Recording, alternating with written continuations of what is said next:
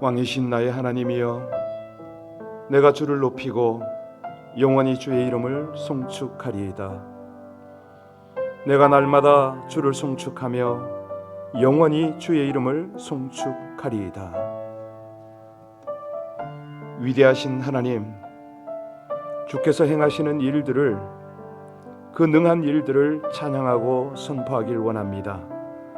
이 아침에도 하나님의 영광스러운 위엄 앞에 우리를 부르시고 귀한 음성을 들려주실 때에 그 하나님의 은혜와 긍휼과 하나님의 신실하신 사랑을 찬양하게 하옵소서. 주의 음성을 청종하며 그 은혜의 길을 따르게 하여 주시옵소서. 깨우시고 부르신 우리 주님을 찬양하며 예수님 이름으로 기도하옵나이다. 아멘. 지금 온라인에 몇 분 정도 와 계십니까? 네, 온라인에 계신 분들에게 광고 드리겠습니다. 저희가 이 실시간 예배 중계가 쉽지는 않거든요. 그런데 하나님의 은혜 가운데 또 우리 귀한 집사님의 헌신 가운데 진행이 되고 있습니다. 아까 기도하면서 그런 생각이 들어요. 온라인에 계신 분들이 몇 시쯤에 들어오시는지. 왜냐하면 저희가 4시 40분이면 셋업이 끝납니다. 일찍 와서 다 끝나고 그때부터 송출을 할 수가 있습니다. 그래서 구집이 5시 20분에 내보내는 거를 여러분에게 피드백을 좀 받고 싶어요. 그래서 언제쯤부터 기도송을 좀 내보내 주십시오 하면은 그때 이미 저희는 영상으로 송출할 수 있습니다. 마찬가지로 예배가 끝나고 여러분의 개인 기도 시간에도 우리가 송출을 더 내보낼 수가 있어요. 그러니까 이런 거를 미안해하지 마시고 부담스러워하지 마시고 개인 카톡이나 전화로 알려주시면은 아침에 일찍 좀 내보낼 수도 있고 조금 늦게까지 기도 시간을 더 가질 수가 있습니다. 그래서 여러분들이 나는 이런 어떤 기도가 필요합니다, 이런 시간이 필요합니다라고 피드백을 좀 주시면은 좋겠습니다.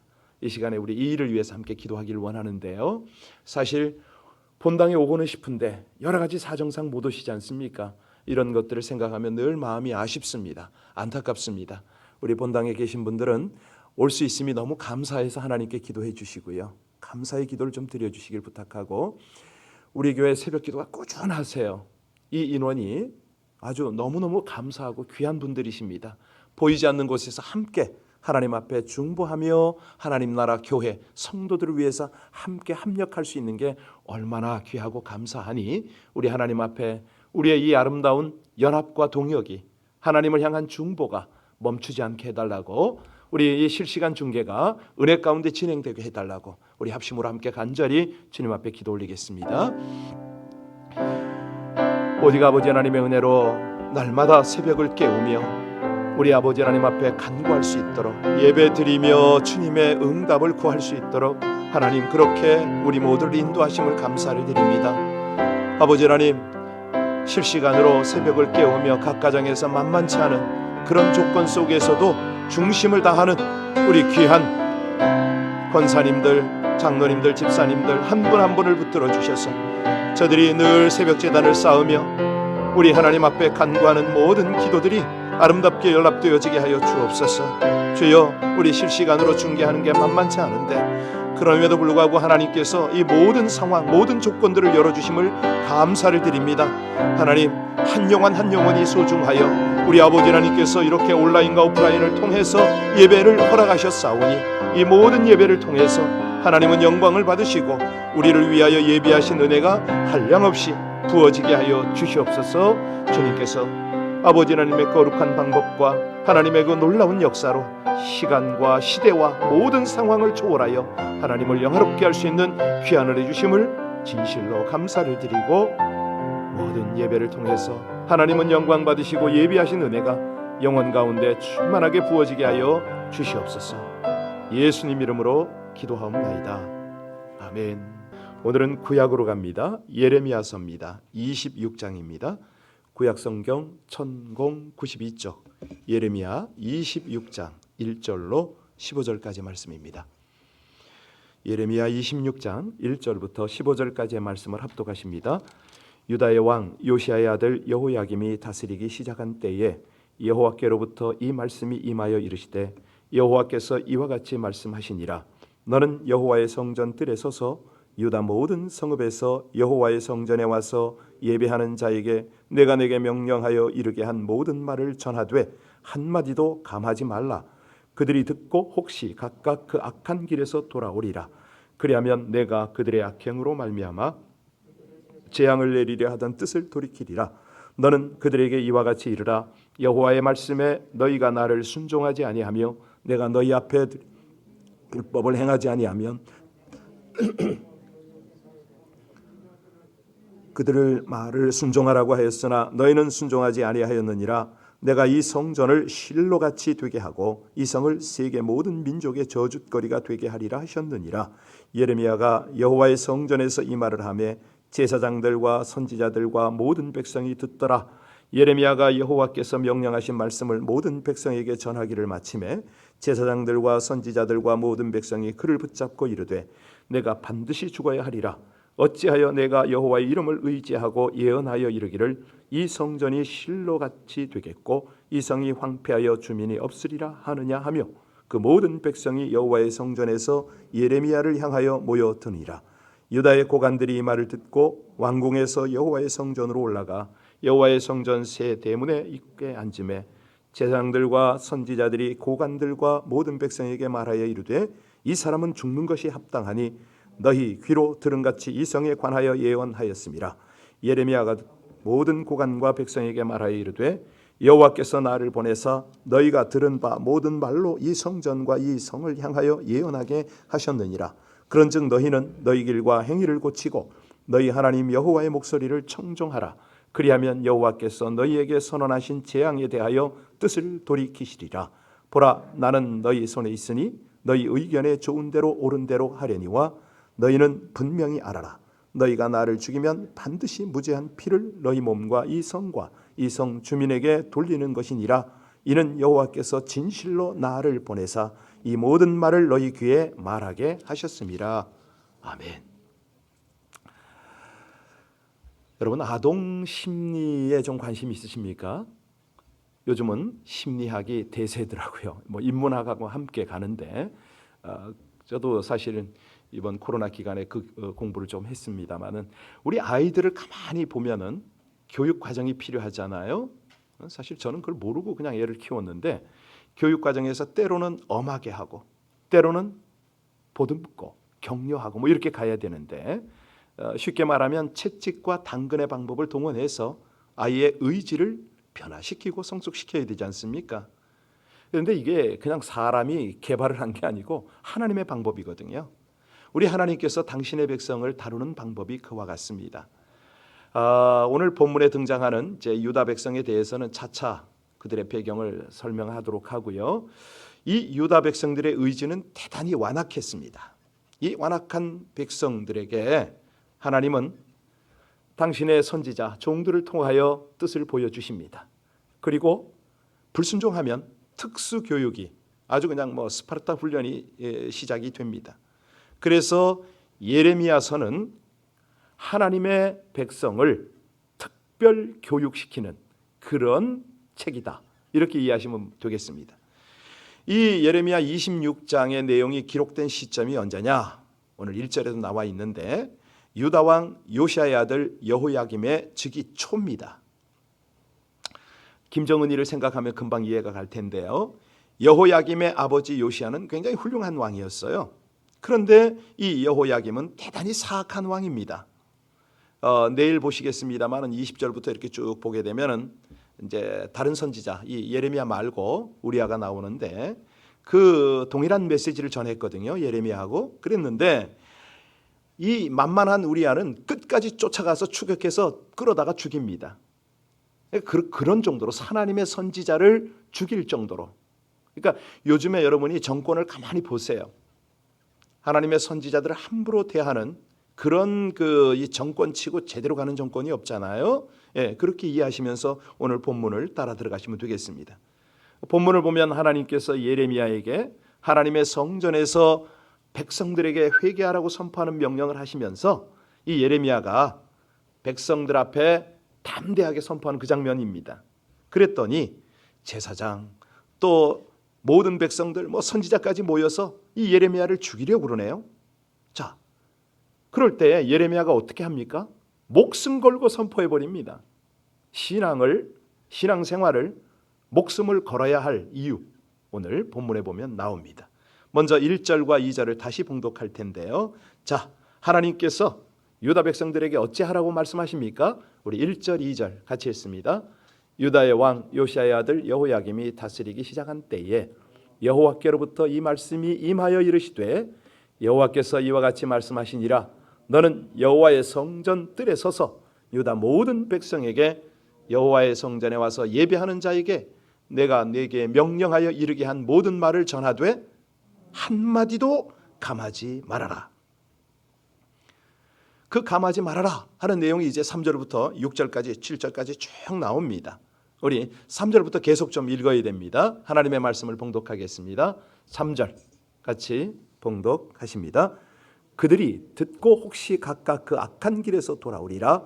그리하면 내가 그들의 악행으로 말미암아 그들에게 재앙을 내리려 하던 뜻을 돌이키리라. 너는 그들에게 이와 같이 이르라. 여호와의 말씀에 너희가 나를 순종하지 아니하며 내가 너희 앞에 둔 내 율법을 행하지 아니하며 내가 너희에게 나의 종 선지자들을 꾸준히 보내 그들의 말을 순종하라고 하였으나 너희는 순종하지 아니하였느니라. 내가 이 성전을 실로같이 되게 하고 이 성을 세계 모든 민족의 저주거리가 되게 하리라 하셨느니라. 그렇습니다. 여기까지 봉독하고서 쭉 보세요. 자, 하나님이 지금 뭘 원하십니까? 당신 백성들이 돌아오기를 그렇게 원하십니다. 예레미야도 그 하나님의 소원을 자기의 소원으로 삼은 거예요. 그랬더니 담대하게 성전 앞에서 하나님의 말씀을 선포할 수가 있었습니다. 한마디로 영혼들이 옳은 대로 돌아오기를 열심을 냈다 이거죠. 하나님께서는 이런 종들을, 이런 사람들을 당신의 충성된 종으로 삼으십니다. 그리고 책임을 져주세요. 특별히 이 갈팡질팡하는, 소위 말해서 혼돈스러워서 우왕좌왕하는 영혼들을 주께로 돌아오게 하면 다니엘서 12장 3절에 많은 사람을 옳은 대로 돌아오게 하는 자는 별과 같이 영원토록 비치리라. 완전히 하늘 스타가 된다 이거 말입니다. 예, 이 땅의 스타도 부러운데 하늘의 스타를 만들어 주시겠다.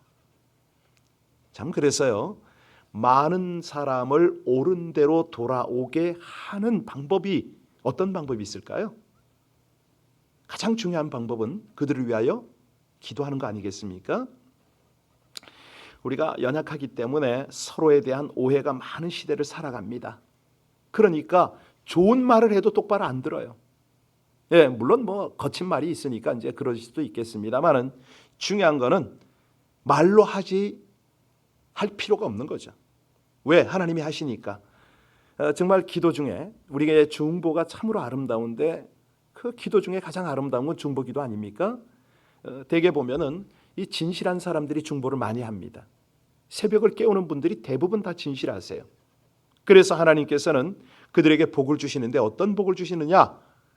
당대는 물론이지만 그 자녀 세대가 잘 되도록 하나님이 나의 중보하는 백성들, 많은 사람들을 위하여 애쓰는 백성들을 내가 이렇게 귀히 여긴다. 이거를 증거하시죠. 사실 이 신실한 성도의 자녀가 왜 복을 받느냐? 이거는 그 사람이 자기 자녀를 위해서 기도했다기보다는 물론 기도하죠. 근데 더 중요한 거는 중보가 아름답기 때문에 그렇습니다. 하나님 말씀하시잖아요. 너희가 어느 집에 가든 그 집의 평안을 빌라. 그러면 그 집이 평안을 받을 만하면 너희의 빈 평안이 너희를 통하여 그 가정에 머물고, 만약에 그렇지 못하면 그 평안이 그렇죠, 너희의 것이 되리라. 어찌됐든 중보기도 하는 사람은 하나님의 복의 통로입니다. 그래서 자녀들이 복을 받는 거죠. 자, 우리가 다른 사람에게 좋은 것을 베풀며 살기를 바라지 않습니까? 그렇습니까? 아닙니까? 욕심만 가득한가요? 예. 여하튼 간에 우리 아무리 가난해도 베풀고 살 수 있는 게 있어요. 그게 뭡니까? 중보기도입니다. 하나님이 가장 기뻐하시는 거. 예. 엄청난 복이 되는 거죠. 그래서 이 중보 기도를 하는 사람과 안 하는 사람의 차이가 엄청나거든요. 네. 자, 그래서 중요한 것은 이 기도는 왜 해야 되느냐? 왜 중보를 해야 되느냐? 핵심은 2절입니다. 아까 2절 보셨잖아요. 내가 너에게 명하여 이르게 한 모든 말을 고하라. 이것 때문에 우리가 중보를 하는 거거든요. 말씀 그대로 살기를 원하는 하나님의 마음을 기도에 담는 겁니다. 이해하셨나요? 예. 그러니까 우리의 중보는 사랑하는 영혼이 하나님의 백성이 하나님의 말씀을 따라 순종적 삶을 살게 하옵소서. 어떤 때는요, 참으로 이 목사가 조금 어려울 때가 있습니다. 어떤 때가 어려우냐면 성도들의 사정을 알기 때문에 하나님의 말씀을 가감없이 전하면 저 사람 시험 든단 말이죠. 너무 그게 쉽지가 않습니다. 그럼에도 불구하고 하나님은 그렇게 전하라고 말씀을 하십니다. 예. 말씀의 원리를 하나도 감하지 말고 성도들이 받아들이기 쉽게, 이해하기 쉽게, 오해하지 않게, 시험 들지 않게 지혜로운 방법으로 이 말씀을 전하게 하옵소서. 이게 이제 사실은 설교자의 기도 제목이거든요. 여러분, 정말 그렇습니다. 우리가 세상 풍조에 참으로 지혜를 발휘해서 사는 것도 좋지만 하나님의 말씀을 감하지는 말자는 거죠. 이게 너무너무 중요합니다. 예, 그래서 우리의 기도는 하나님의 말씀을 감하지 않고 동시에 그 말씀을 생활에 적용하게 하옵소서. 지혜롭게 적용하게 하옵소서. 이런 기도가 필요합니다. 자, 예레미야가 이제 하나님의 말씀대로 이제 성전에 나가서 말씀을 선포했습니다. 그랬더니 수많은 사람이 이 성전에 모였거든요. 10절 보겠습니다. 우리 10절 다시 한번 봅니다. 유다의 고관들이 이 말을 듣고 왕궁에서 여호와의 성전으로 올라가 여호와의 성전 세 대문의 입구에 앉으매. 이 상황에서 제사장들과 선지자들이 방백들과 모든 백성들을 선동하네요. 어떻게 선동합니까? 11절 보세요. 11절 같이 읽습니다. 제사장들과 선지자들이 고관들과 모든 백성에게 말하여 이르되 이 사람은 죽는 것이 합당하니 너희 귀로 들은 같이 이 성에 관하여 예언하였음이라. 죽이라는 거예요 지금. 너희들 들었지? 어쩌자고 저 인간이 하나님의 음성을 들었다고 하느냐? 뭐 이런 내용이죠. 여러분 입장 바꿔놓고 한번 잠깐 생각해 보시죠. 여러분들이 지금 이 말씀을 전하고 있는데 옆에 고관들이 이 권세자들이 제 죽여 이렇게 됐단 말이죠. 여러분들 어떻게 하시겠어요? 사실은 살 떨리는 일입니다. 이거 이제 공산권 선교지에서 경험을 할 수가 있어요. 한번 꼭 가보시기 바랍니다. 그런 선교지 가셔서 한번 경험해 보세요. 진짜 입술이 붓더라고요. 정말 뭐 어떻게 위축을 당하는데 사실 예레미야가 이렇게 담대히 말하는 거, 이 떨리는 상황에서. 근데 대략적으로 어떻게 우리가 이걸 정리할 수 있냐면 12절부터 15절까지가 그 내용이거든요. 예레미야가 어떤 말을 하냐면 12절에 보세요. 거기 뭐라고 그랬습니까? 하나님께서 나를 보내셔서 이 성의 멸망을 예언하게 하신 것이다. 13절에는요. 그러니 너희들은 하나님께 돌아와서 순종해야지. 그러면 하나님은 너희들의 회개를 보고 뜻을 돌이키실 것이야. 14절에 보세요. 나를 잡든지 죽이든지 너희들 마음대로 해. 그리고 15절에는요. 그러나 너희가 나를 죽이면 그 피가 너희에게 돌아갈 것이야. 이 정도. 이게 어떻게 이런 자신감이 나올까요? 어떻게 이렇게 믿음이 나올까요? 이거는요.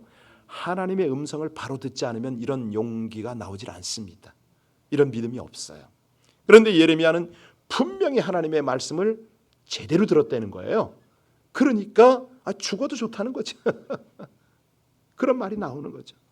여러분 이게 예레미야만 그런가요? 사도행전에 그대로 나오지 않나요? 사도행전 4장에 보면 베드로와 요한을 공회 중앙에 두고 질문을 합니다.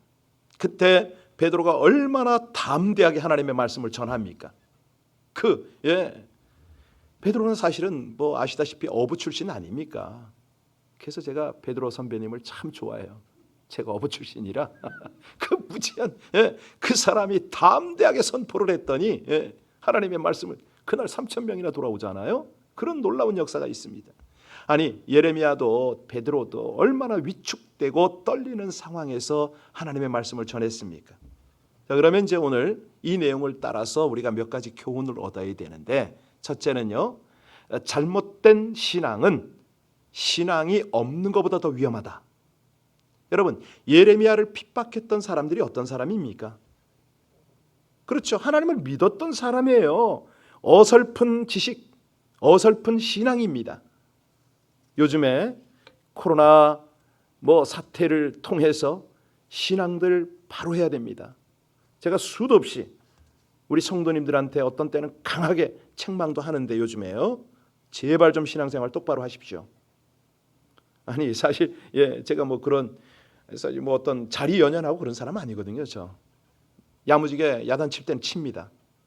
근데 알아요, 오질 않네.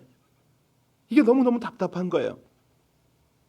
사도행전에서도 예수님을 가장 반대했던 사람들은 누구냐? 당시 종교 지도자들이었습니다.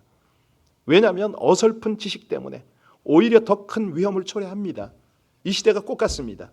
어설픈 지식을 가지면 세상 시류에 휩쓸려 가지고 세상 사람들의 주장을 마치 하나님의 뜻인 양 그렇게 주장하면서 자신 망하고 주변 다 망가뜨리죠. 절대 그래서는 안 되겠고요. 자, 그래서 우리가 어설픈 신앙생활은 큰 위험을 초래할 수 있는데, 우린 어떻게 그러면 바른 신앙생활을 할 수 있느냐? 그 첫 번째가요, 말씀 중심입니다. 내 백성이 지식이 없어서 망한다. 이 성경 말씀을 우리가 기억해야죠. 예레미야는 하나님의 당부대로 말씀을 가감하지 않고 선포했습니다. 오히려 자기 목숨을 구걸하지 않고 자기를 죽이려는 자들의 목숨을 걱정해 줄 정도였어요. 하나님의 마음이 그런 거잖아요. 하나님의 마음이 그의 백성들을 구원하시고 그 백성들을 교훈해서 복된 삶을 살게 하시는데 하나님의 뜻이 있는 겁니다. 그러니까 선지자를 부르잖아요. 선지자를 세웠잖아요. 그들을 통해서 말씀을 전하게 하시잖아요. 왜? 악행에서 돌이키라고, 하나님의 음성을 청종하라고. 쓰디 쓴 말씀이라도 청종만 하면 복이 된다고, 이걸 전하는 거 아닙니까? 그 다음에는 이제 중요한 게 우리가 기도해야 됩니다. 기도해야 위험을 초래하지 않습니다. 각각의 간구의 제목으로 기도해야 되겠죠. 아까도 말씀드렸습니다마는 무엇보다도 중요한 중보 기도를 해야 됩니다. 그런데 정말 중요한 게 뭔지 아세요?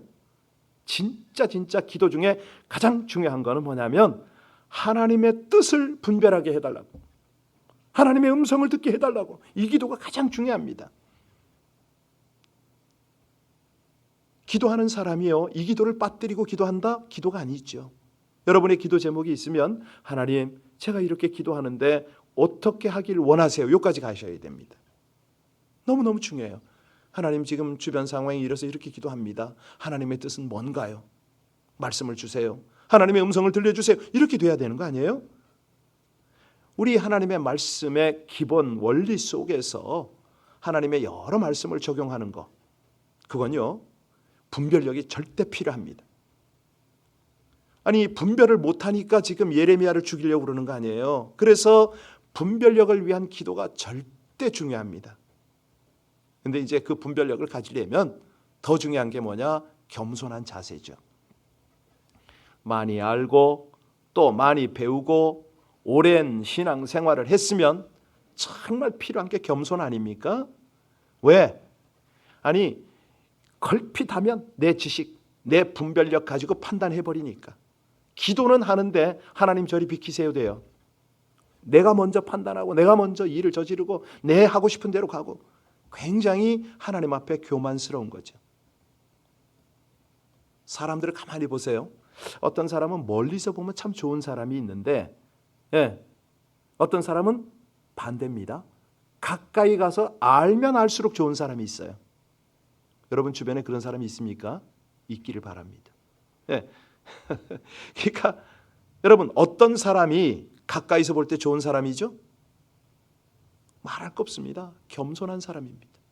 하나님 앞에 겸손한 사람, 그 사람이에요. 우리 하나님 죽고자 하면 살리고, 살고자 하면 죽여버립니다. 우리 하나님. 예, 동의하세요? 예, 그렇습니다. 아멘입니다. 섬기고자 하면 섬김을 받게 되고요. 예, 섬김 받고자 하면 하나님은 수치스러운 자리에 떨어뜨려 버리십니다. 이게 놀라운 하나님의 영적 진리죠. 그래서 오늘 마지막으로 능력은 절대성에서 나온다는 이제 교훈으로 마무리를 하겠는데요. 여러분, 능력이라는 게 뭡니까? 어떤 물리적인 힘인가요? 아니죠. 기독교의 능력은 핍박과 죽음을 두려워하지 않는 믿음의 삶입니다. 이게 능력이에요. 예, 이 반대자 앞에서 느헤미야가 취한 바로 그 삶이 능력입니다. 계속 시간이 길어져서 이만하겠습니다. 기도하시겠습니다. 진리를 따라 살고 진리를 외쳐야 하는 신앙의 여정이 만만치 않음을 고백합니다. 그럼에도 아무리 악한 죄를 지어도 회개를 받으시고 겸손하게 낮아진 마음에 용서와 긍휼을 부으시는 하나님을 찬양하며 전하기를 원합니다. 담대하게 더하거나 뺄 수 없는 완전한 진리의 말씀을 선포하게 하여 주옵소서. 악한 죄가 드러나는 모든 심령들이 겸손히 죄를 인정하고 자복하여 예비하신 은혜를 누리게 하여 주시옵소서. 악한 길에서 돌이켜 삶의 참된 예배자가 되어 하나님과 올바른 관계를 통해 복된 인생을 살게 하여 주시옵소서. 예수님 이름으로 기도하옵나이다. 아멘. 다시 한번 온라인 예배자에게 광고하겠습니다. 이 실시간 중계는 여러분을 위해서 있는 겁니다. 교회 좋자고 하는 거 아닙니다. 여러분의 예배를, 새벽 예배를 돕기 위해서 이 시간이 있습니다. 주저하지 마시고 늦게 들어오신 분이 또 계실 거거든요. 나중에 보시는 분도 계실 텐데 앞에 예배 시간이 우리는 정확하게 5시 27분에 시작을 합니다. 앞에 시간이, 기도 시간이 얼마나 필요한지, 혹은 이 설교가 끝나고 기도 음악이 얼마나 필요한지를 피드백을 주시고요. 화면의 문제, 또 파워포인트 글자 넘기는 문제, 그동안 미숙해서 죄송한데요, 이제 많이 숙달이 돼가고 있지 않습니까? 이런 문제들을 다 하나씩 던져주시면은 하나하나 더 교정하고 더 완벽하게 할 수 있도록 최선을 다하겠습니다. 그리고요, 이 설교만은 따로 편집을 해서 올리니까 예배가 아니고 설교만 원하신다, 그분들은 설교만 또 보시면 되겠습니다. 우리 함께 오늘 예레미야의 심정으로 중보하며 기도하길 원합니다. 말씀을 해도 돌아오지 않으면 어쩝니까? 정말 말씀을 하는 자들이 바르게 전하지 않으면 또 이건 또 얼마나 큰 죄악입니까? 하나님 앞에 이 말씀, 이 은혜를 의지해서 함께 다 같이 간절히 기도하다가 중보하다가 하나님의 뜻을 깨닫는 귀한 은혜의 시간이 되시길 바랍니다. 합심으로 기도합니다. 존귀하신 아버지 하나님, 하나님의 은혜, 하나님의 사랑, 우리 아버지 하나님의 귀한 역사를 진실로 감사를 드립니다. 우리 아버지 하나님이 은혜를 주셔서 이 새벽에 주님 앞에 있습니다. 아버지 하나님 귀한 인도하심 앞에 있습니다. 사랑스러운 주의 권속들, 주의 백성들이 하나님을 다시 한번 온전히 의뢰하며 우리 하나님의 뜻을 구하는 귀한 이 아침이 되기를 간절히 원합니다. 하나님 예레미야의 심정을 담아 주시옵소서. 그리하여 아버지 하나님의 말씀을, 하나님의 뜻을 잘 분별하고 그 말씀을 따라 살며 이 말씀을 전할 수 있도록 아버지 하나님 우리에게 은혜를 주시기를 간절히 원합니다. 신실하시고 감사하신 주님, 영광을 받으시고 존귀를 받으소서. 할렐루야.